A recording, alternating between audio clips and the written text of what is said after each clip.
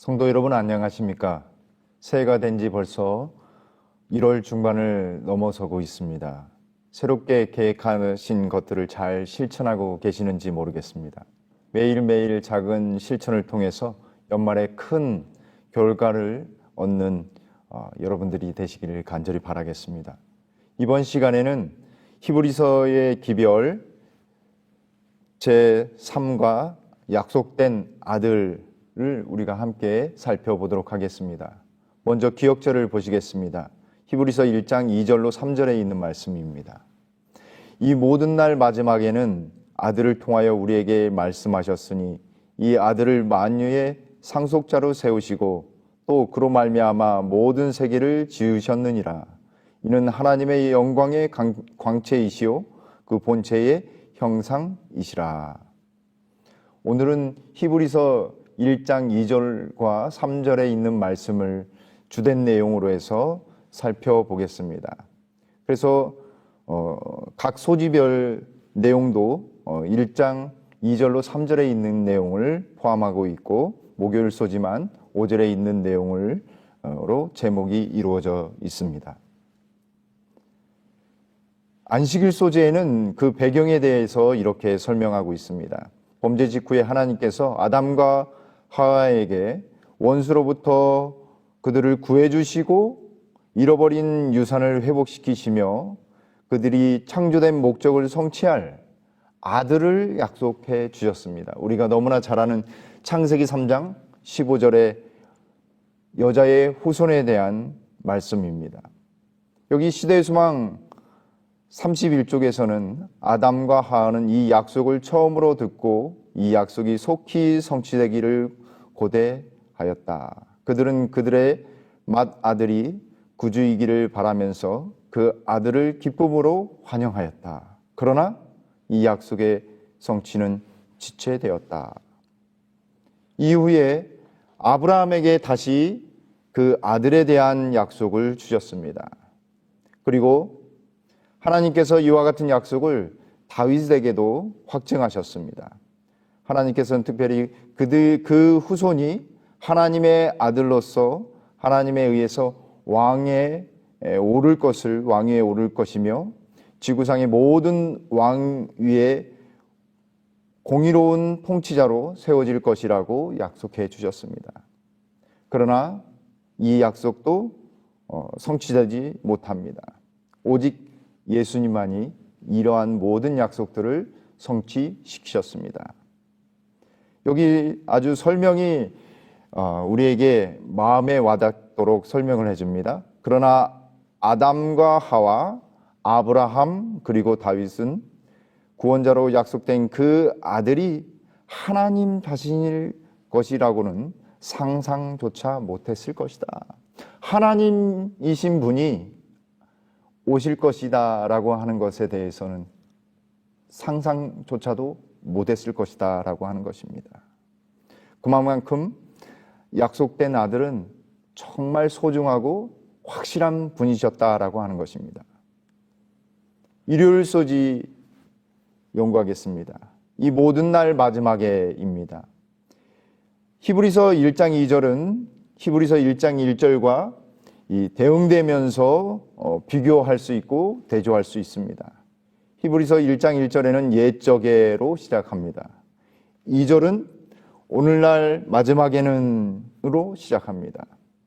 그리고 1절에서 선지자들을 통하여 여러 부분과 여러 모양으로라고 하는 표현이 2절에서는 아들을 통하여라고 했습니다. 그리고 우리 조상들에게라고 1절에서는 표현됐던 것이 직접적으로 2절에서는 우리에게 주셨다라고 하는 것입니다. 그리고 1절에서 말씀하신 하나님 그리고 아들을 통하여 말씀하셨다라고 비교할 수 있습니다. 그래서 히브리서 첫 문단에서 바울은 자신이 마지막 때에 살고 있다라고 우리에게 제시해 줍니다. 성경에서 미래에 대한 표현들이 나타나는데 선지자들은 말세, 끝날이라는 표현을 썼고 특별히 다니엘서는 정한 때의 끝, 히브리어로 에트케츠라는 표현을 썼습니다. 이 표현은 정말 2300주야의 내용 중에 1260일에 대한 내용을 염두에 두고 있는 아주 특별한 용어입니다. 또 한 가지 우리가 살펴볼 것은 예수님께 제자들이 감람산에서 이렇게 질문을 합니다. 우리에게 이르소서 어느 때에 이러한 일이 있겠사오며 또 주의 임하심과 세상 끝에는 무슨 징조가 있사오리까? 라고 예수님께 질문을 합니다. 여기 주의 임하심은 재림이라는 것을 우리가 확실히 알 수 있습니다. 그분의 오심 파루시아입니다. 재림입니다. 그런데 세상 끝이라는 표현도 또 썼습니다. 재림과 세상 끝. 주의 임하심은 재림인데 세상 끝은 무엇일까요? 세상 끝은 언제인가라고 하는, 그리고 언제부터인가라고 하는 질문을 우리가 할 수 있겠습니다. 마태복음 24장에는 세상의 끝의 징조와 재림시의 징조를 나누어서 설명하고 있는데 4절부터 26절에서는 세상의 끝에 관한 징조에 대해서 설명하고 있고 27절로 31절에는 재림시에 관한 설명을 하고 있습니다. 우리가 재림시에 관해서는 우리가 너무나 잘 알고 있고 우리가 궁금해하는 세상의 끝에 대한 설명을 자세히 살펴보면 그 끝이 어떤 정한 때에서부터 정한 기간까지임을 알 수 있습니다.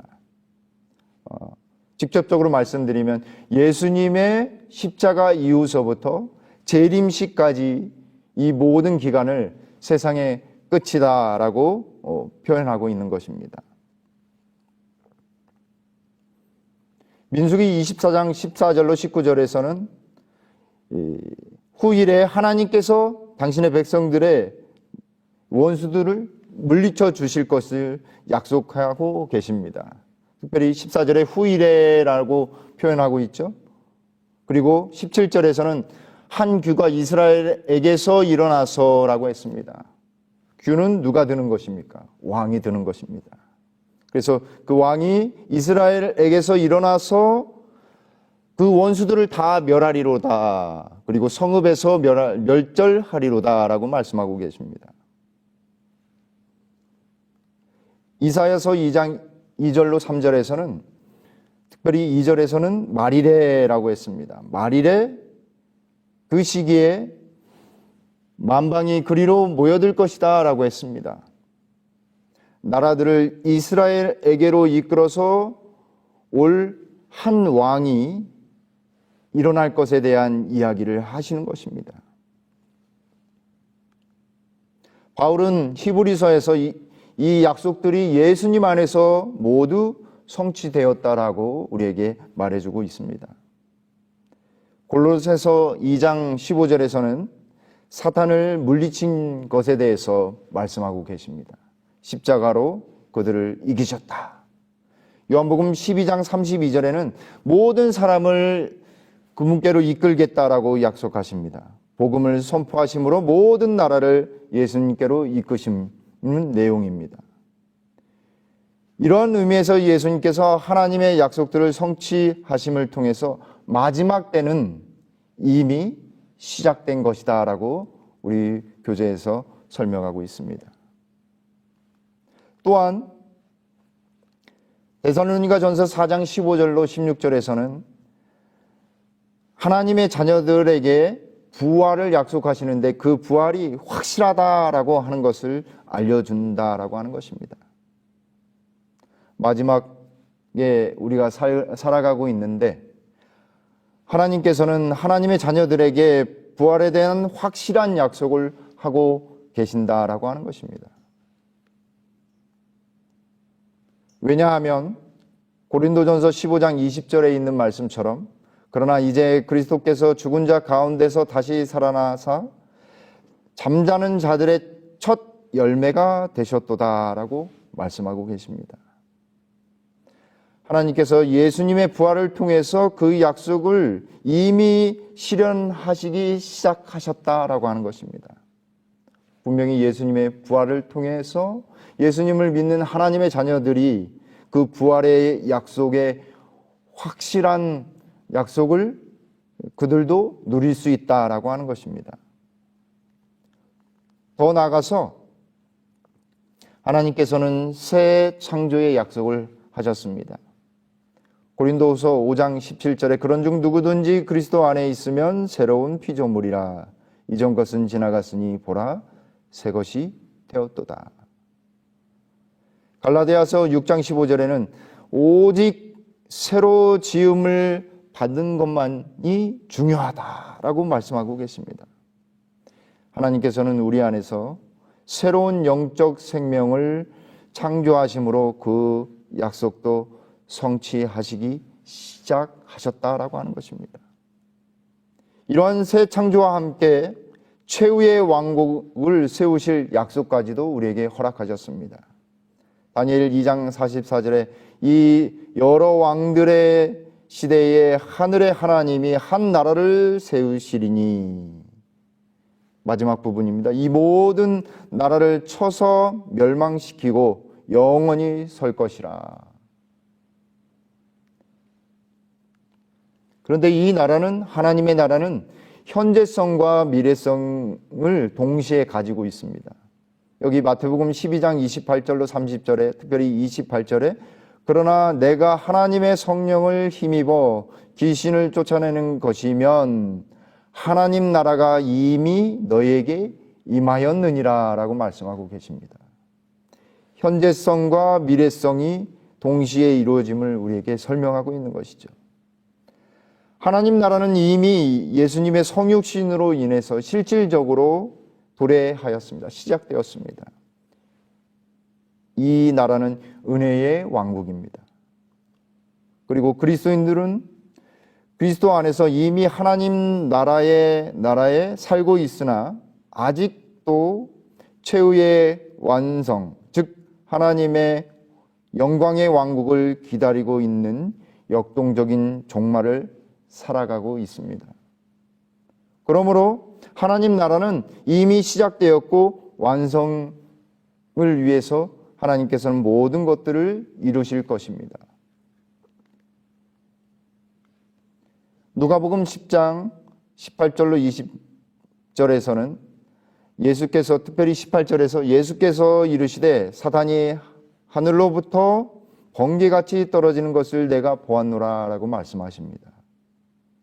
예수님께서는 사단이 2번 떨어진 것을 보셨습니다. 첫 번째는 하늘에서부터 경험하신 것입니다. 미가엘이신 예수님이 그분의 천사들과 함께 루스벨 천사와 그를 따르는 천사와 대쟁투가 있었습니다. 그들은 타락하여 하늘에서 내어 쫓겼습니다.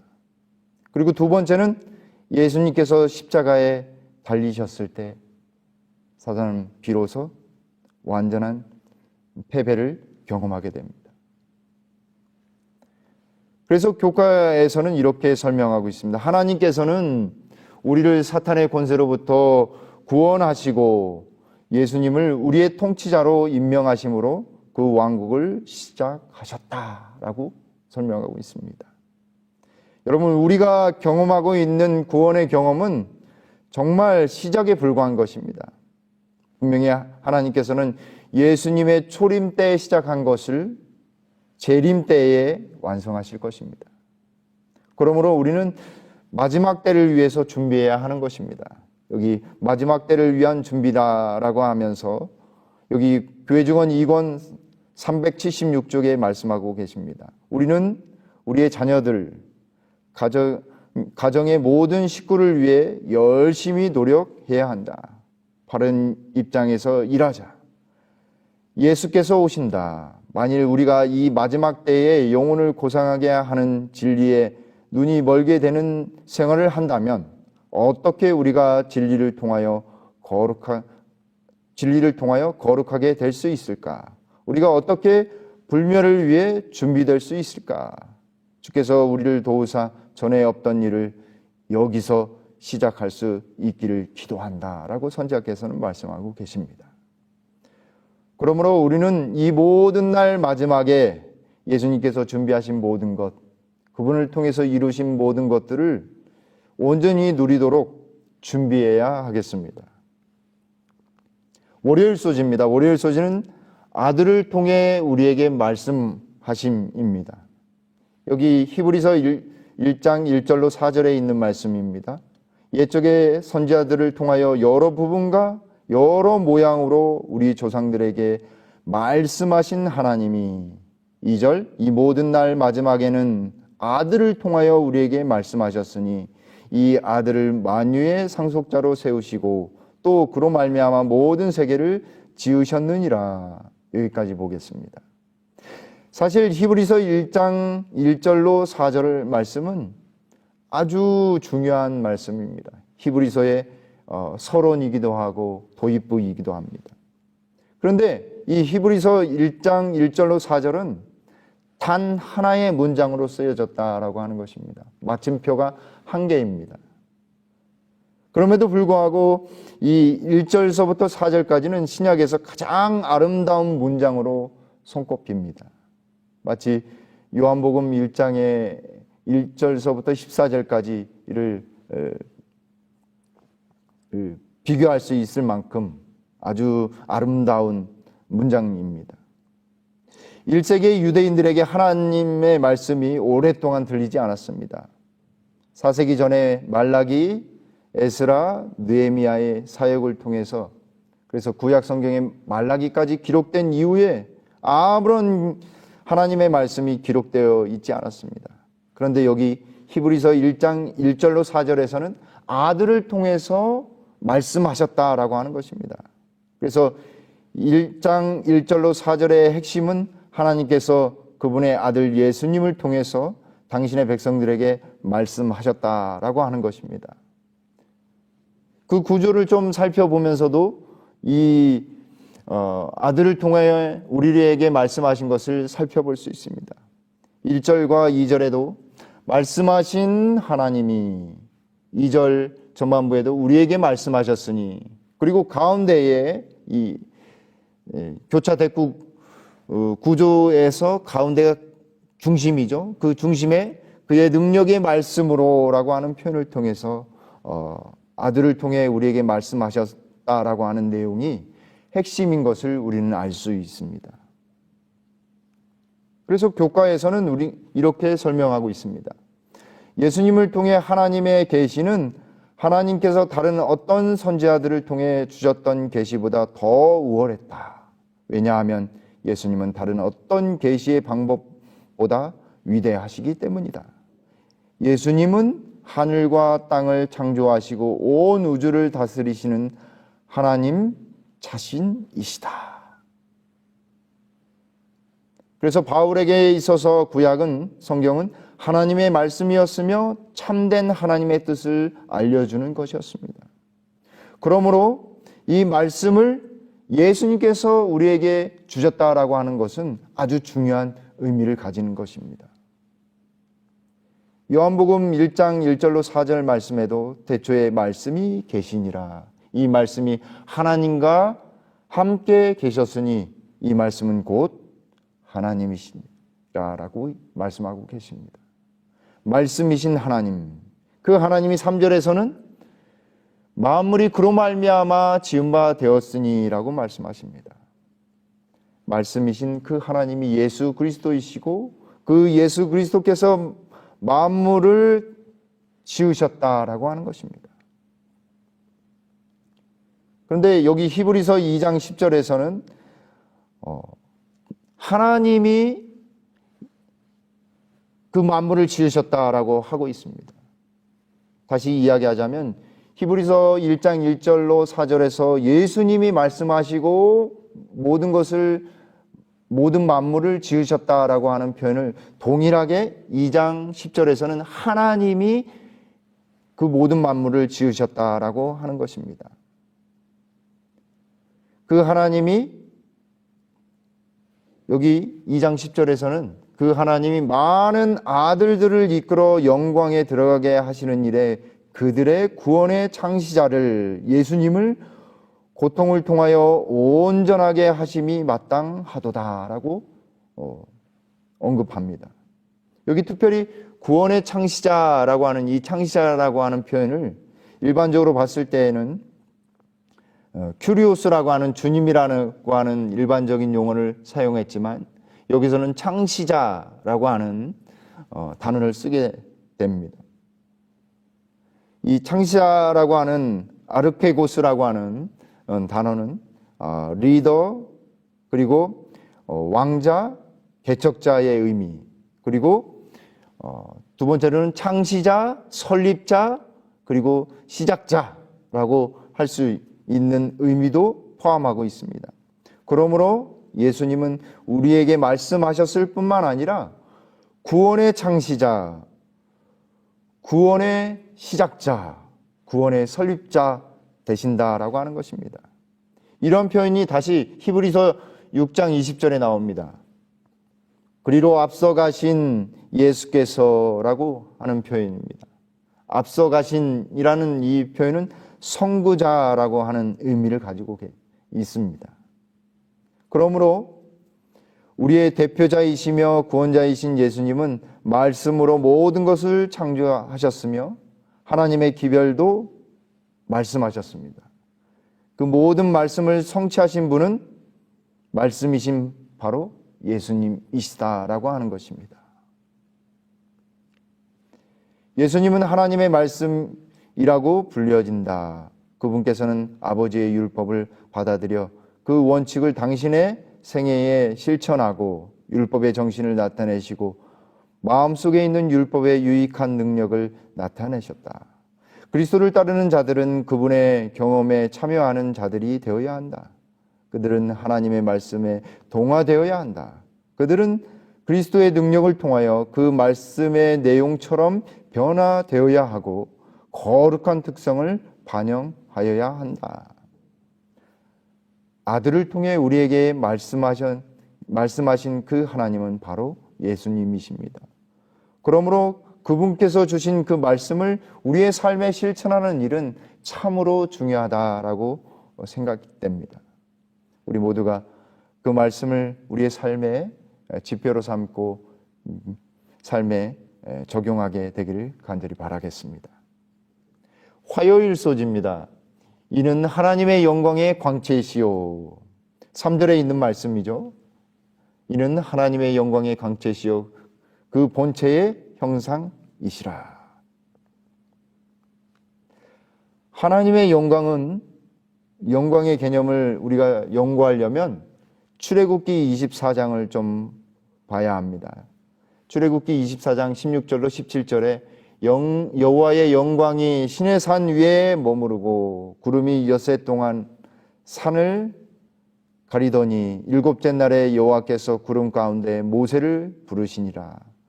17절 산 위에 여호와의 영광이 이스라엘 자손의 눈에 맹렬한 불같이 보였고 라고 표현되어 있습니다. 하나님의 영광이 임했는데 이스라엘 자손의 눈에는 맹렬한 불 같은 모습으로 보였던 것입니다. 불은 빛을 또 동반하지 않습니까? 그래서 시편에는 4편 6절에는 여호와여 주의 얼굴을 들어 우리에게 비추소서. 36편 9절에는 주의 빛 안에서 우리가 빛을 보리이다. 그리고 89편 15절에는 주의 얼굴빛 안에서라고 이렇게 표현되어 있습니다. 하나님의 모습, 임재 속에, 그분의 모습 속에 빛이 있음을 말씀을 통해서 확인할 수 있습니다. 보다 더 실례로 출애굽기 33장에 모세가 하나님께 주의 영광을 보여달라고 이야기합니다. 이스라엘이 반역하고 낙담해 있는 상황 속에서 모세는 하나님께 다시 구하는 것입니다. 하나님께 주의 영광을 보여달라고 확신을 갖도록 해달라고 확증해달라고 요구하는 것입니다. 주의 영광을 보여달라고 요구합니다. 18절에. 그리고 19절에서 이렇게 하나님은 말씀하십니다. 여호와께서 이르시되 내가 내 모든 선한 것을 내 앞으로 지나가게 하고 여호와의 이름을 내 앞에 선포하리라 라고 말씀하셨습니다. 영광을 보여달라고 하셨는데 내가 선한 것을 내 앞으로 지나갈 것인데 여호와의 이름을 선포하리라 라고 말씀하십니다. 이 말씀이 언제 실현되냐면 출애굽기 34장 5절로 7절에서 바로 나타납니다. 5절 여호와께서 구름 가운데 강림하사 그와 함께 거기서 여호와의 이름을 선포하실세. 6절 여호와께서 그의 앞으로 지나가시며 선포하시되 여호와로라 여호와로라 자비롭고 은혜롭고 노하기를 더디하고 인자와 진실이 많은 하나님이라 라고 말씀하고 계십니다.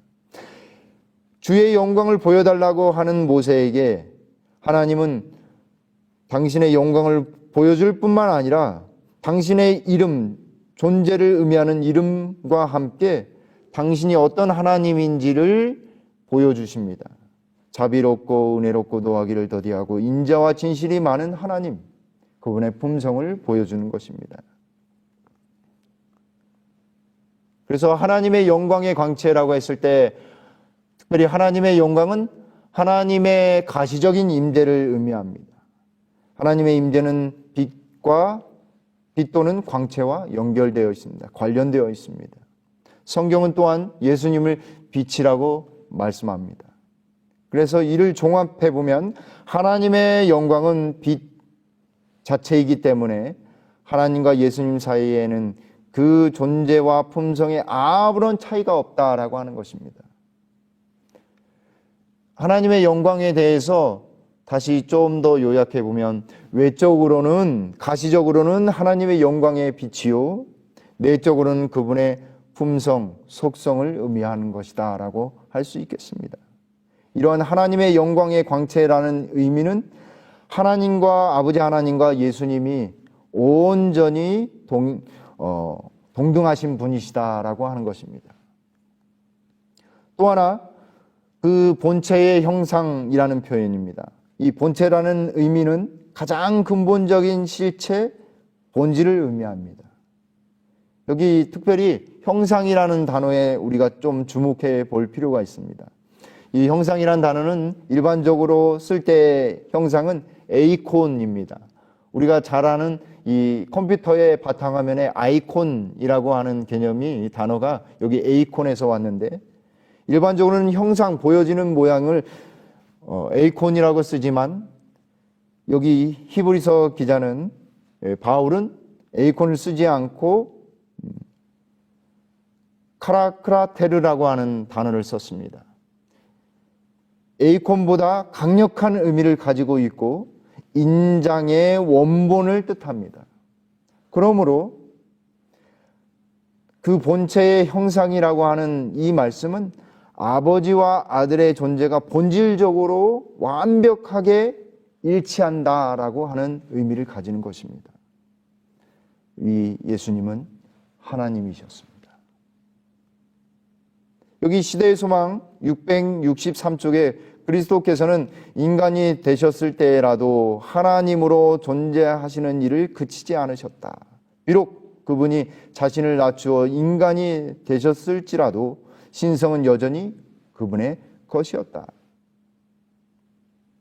여기 또 하나 가룟 부분 기별 1권 308쪽에는 하나님과 동등하시며 하늘 아버지의 영광의 광채시요 그 본체의 형상이신 그리스도께서 당신의 신성에 인성을 입히시고 죄인을 위하여 고난을 당하시며 죽으시기 위하여 이 지상에 오셨다. 하나님이신 분이 영광의 광채이시요 그 본체의 형상이신 그분이 죄인을 위하여 고난을 당하시고 죽기 위해 인성을 쓰시고 이 지상에 오셨다라고 하는 것입니다. 얼마나 감사한 일이요. 하나님의 은혜가 너무나 정말 크다라고 하는 사실을 새삼스럽게 깨닫게 됩니다. 수요일소지입니다. 수요일소지는 그를 통해 만물을 만드심입니다. 다시 히브리서 1장 2절로 3절 말씀 중에 이 모든 날 마지막에는 아들을 통하여 우리에게 말씀하셨으니 이 아들을 만유의 상속자로 세우시고 또 그로 말미암아 모든 세계를 지으셨느니라 라고 말씀하고 계십니다.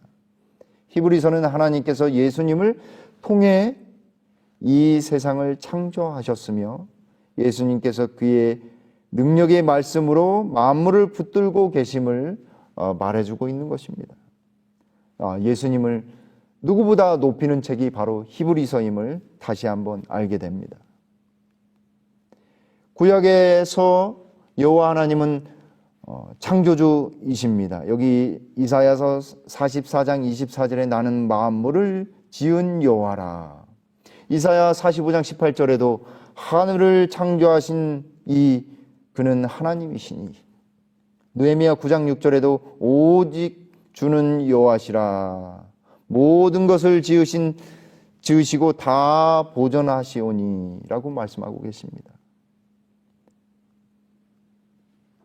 그래서 수요일 소재에는 예수님을 이렇게 표현하고 있습니다.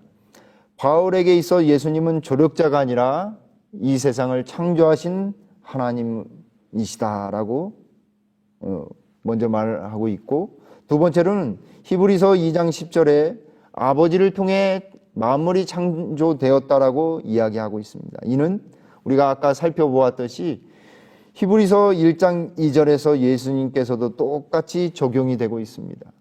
그러므로 아버지와 아들 사이의 그 목적과 활동에 있어서 완벽히 일치되시는 것을 우리가 살펴볼 수 있습니다.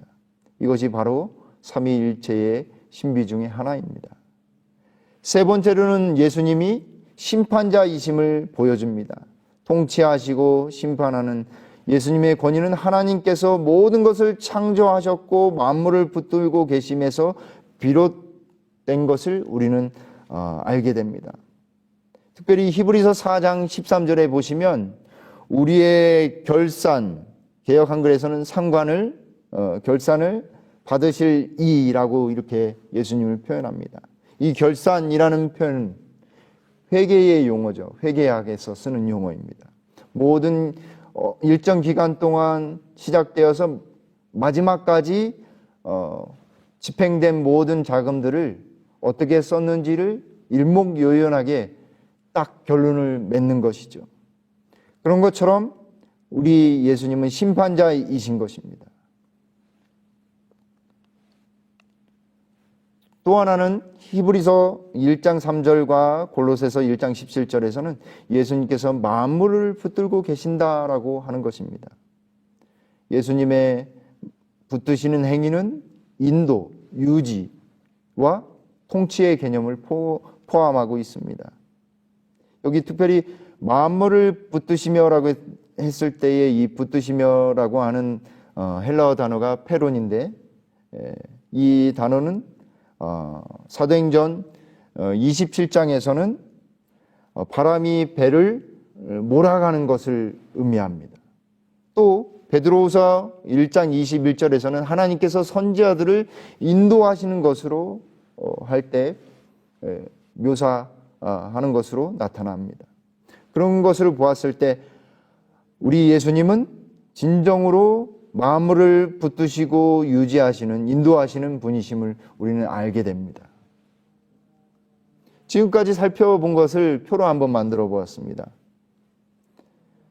2절에서 만물의 상속자는 만물의 소유자로 나타나고, 그로 말미암아 온 세상이 지으심은 창조주이심을, 그리고 하나님의 영광의 광채이시여 그 본체의 형상이라는 표현은 하나님과 동등하신 분, 그의 능력의 말씀으로 만물을 붙드심은 유지자, 인도자, 죄를 정결하게 하시는 일을 하시는 것은 구속주, 구원자, 높으신 곳에 계신 지극히 크신 이의 우편에 앉으신 것은 부활과 승천하여서 부활하시고 승천하셔서 왕과 대제사장으로 주기하심을 나타낸다 할 수 있겠습니다. 사도행전 471쪽에서는 사도는 그의 형제들 앞에 그리스도를 하나님께서 그로 말미암아 만물을 창조하신 분으로 그리고 그들의 구원을 이루실 분으로 높였다라고 말씀하고 계십니다. 우리 예수님은 창조주이십니다. 그리고 우리를 구원하신 구원자이십니다.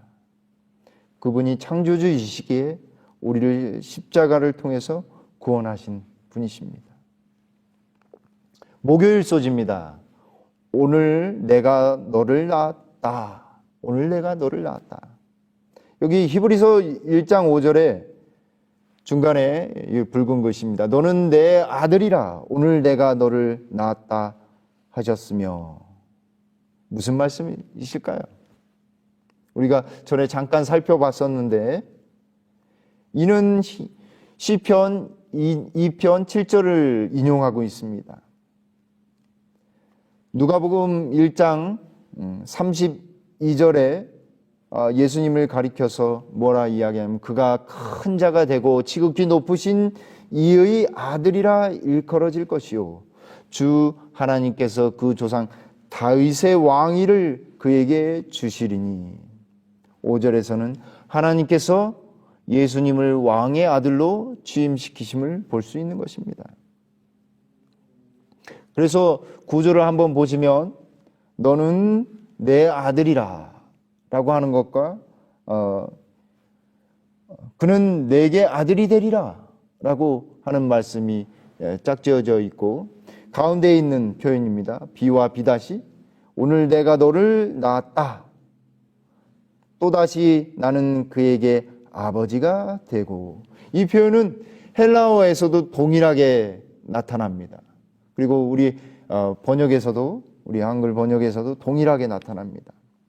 5절은 시편 2편 7절을 인용하고 있는데 왕의 즉위식 시편인 시편 2편을 인용하고 있는 것입니다. 그러므로 왕과 하나님과의 특별한 관계를 나타내는 것이지 단순히 낳았다라고 하는 생물학적인 것을 의미하는 것이 아님을 알 수 있습니다. 왕의 정통성과 왕위의 신성성을 부여하는 왕의 즉위식 시편을 인용하고 있는 것입니다. 다시 이야기하면 예수님이 왕이 되셨음을, 즉위하셨음을 이야기하는 것입니다. 그러므로 5절은 하나님께서 다윗의 후손으로 태어나신 예수님의 통치자로서의 정당성과 합법적인 권위를 부여해 주심을 의미하는 것입니다. 여기 교과 해설에서 이렇게 설명하고 있습니다. 예수님을 낳았다는 것은 나라들 위에 예수님의 통치가 시작된 것을 나타내는 것이지 그분의 존재의 시작을 나타내는 것이 아니다. 왜냐하면 예수님은 항상 존재하셨기 때문이다. 예수님은 하나님이시기 때문에 그분이 존재하지 않으셨던 때는 없었다. 바로 이 오늘날 내가 너를 낳았다라고 하는 표현이 생물학적인 표현이 아닌 왕의 정당성과 권위를 부여하는 표현임을 우리는 알게 됩니다. 여기 가정과 건강 284쪽에 있는 말씀입니다. 그리스도께서는 인성을 취하시고 인간과 같이 되기 위하여 그리고 동시에 하늘에 계신 아버지를 죄 많은 사람들에게 보여주기 위하여 오셨다. 태초부터 아버지의 면전에 계셨던 그분, 배울 수 없는 하나님의 본체의 형상이셨던 그분께서만 신성의 특성을 인류에게 나타내실 수 있으셨다. 그분께서는 모든 점에 있어서 당신의 형제들과 같이 되셨다. 우리 예수님은 인성을 취하셔서 우리를 형제로 삼으시고 왕이 되셔서 우리를 도우시고 우리를 인도하시는 분이십니다. 더 깊은 연고입니다. 요단강에서 예수님이 침례 받으셨을 때의 장면입니다. 이는 내 사랑하는 아들이요 내 기뻐하는 자라고 하신 말씀은 인류를 향하여 하신 말씀도 되는 것이다. 여기 가운데 있는 말씀을 한번 보겠습니다. 그리스도에게 임한 그 영광은 우리에 대한 하나님의 사랑의 보증이시다라고 말씀하고 계십니다. 예수님께서 침례 받으시면서 하늘에서 이는 내 사랑하는 아들이요 내 기뻐하는 자다라고 하신 말씀을 통해 그분은 사랑의 보증을, 하나님 아버지의 사랑의 보증을 받으신 것입니다. 또한 변화산에서도 지치고 힘든 과정 속에 이제 갈바리로 가는 즈음에 예수님은 사랑의 보증의 확증을 얻으셔야 했습니다. 이는 내 사랑하는 아들이요 내 기뻐하는 자니라고 하는 동일한 표현이 쓰였습니다. 하나님께서는 당신의 아들이 인성을 취하게 하시고 그 인성을 취하신 아들을 가장 높은 하늘로 옮기셨다. 우주의 보좌에 함께 앉으시는 분은 인자이시다. 아랫부분입니다. 그는 우리를 형제라 부르시기를 부끄러워하지 아니하신다. 그리스도 안에서 이 땅의 가족과 하늘의 가족이 연결되었다. 영화롭게 되신 그리스도는 우리의 형제이시다.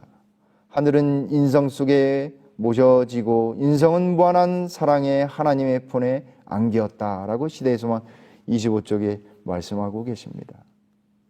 우리에게 약속된 아들이 있습니다. 그분은 우리에게 말씀하시고 우리를 하늘의 상속자로 삼으시며 그리고 모든 만물을 지으신, 모든 세계를 지으신 창조주이십니다. 그분은 하나님과 동일하신 분이셨지만 우리를 위해 이 땅에 오셔서 우리를 구원한 분이심을 오늘 알게 되었습니다. 저와 여러분들이 그 아들 되신 그 예수님을 온전히 의지하게 되기를 간절히 바라면서 삶과 내용을 마치겠습니다.